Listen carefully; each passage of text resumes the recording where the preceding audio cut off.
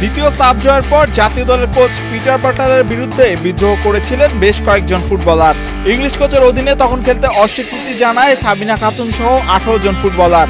পরে বাফুফে কর্তাদের হস্তক্ষেপে বিদ্রোহ থেকে সরে আসেন তারা।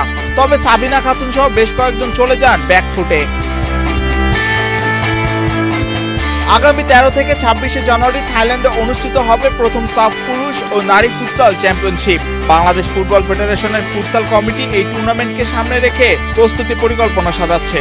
এশিয়ান বাছাই খেলার সুবাদে আগে থেকে তাদের হাতে আছে পুরুষ দল। এক্সট্রিম মশার কয়েল প্ল্যান্ট ফাইবার দিয়ে তৈরি, তাই সহজে ভাঙে না, সুগন্ধিযুক্ত ও নিরবিচ্ছিন্নভাবে জ্বলে। ডেঙ্গু, চিকুনগুনিয়া বাহি সহ যে কোনো মশার বিরুদ্ধে দেয় এক্সট্রিম সুরক্ষা। এবার নারী দল গঠনের উদ্যোগ নিতেই ঢাকায় 30 নভেম্বর হবে উন্মুক্ত ট্রায়াল। চমকে যাওয়ার মতো খবর, বাংলাদেশ নারী ফুটসাল দলের ক্যাম্পে যোগ দিতে যাচ্ছেন পিটার বাটলারের রসানলে পড়ে জাতীয় দলে খেলার সুযোগ হারানো কয়েকজন সিনিয়র ফুটবলারের।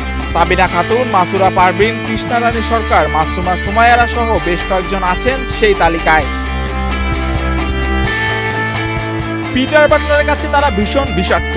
দলে সুযোগ দেওয়া দূরে থাক, ব্রিটিশ কোচ এদের নামই শুনতে চান না। আবার এদের নিয়ে প্রশ্ন করলে শত্রু বানিয়ে ফেলেন সাংবাদিকদেরও। তার অধীনে জাতীয় দলে ফেরার দরজা পাকাপাকি বন্ধ। দেশকে টানা 2 বার সাব জেতানো একজাক ফুটবলারের। তবে তারা যোগ দেবেন ইরানি ফুটসাল কোচ সাইদ খোদারামির ক্যাম্পে। একেবারে সাধারণ মানের নাসরিন স্পোর্টিং ক্লাব গত বছর লিগ জিতেছে সাবিনা, মাসুরা, কৃষ্ণাদের কল্যাণে। গত লিগে চ্যাম্পিয়ন হয় আগামী ডিসেম্বরে সাব আসরে খেলার কথা ছিল সাবিনা, কৃষ্ণা, মাসুরাদেরও।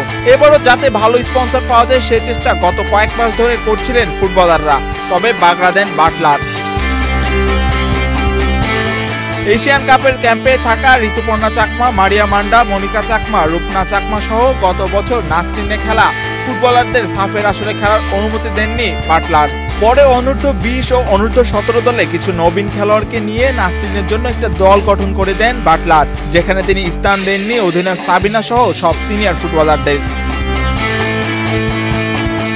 এদিকে বাটলার ক্যাম্পে না রাখলেও বাফুফে কেন্দ্রীয় চুক্তিতে ঠিকই রেখেছেন সেই ফুটবলারদের। তবে সেটা শুধুই নামকা ওয়াস্তে।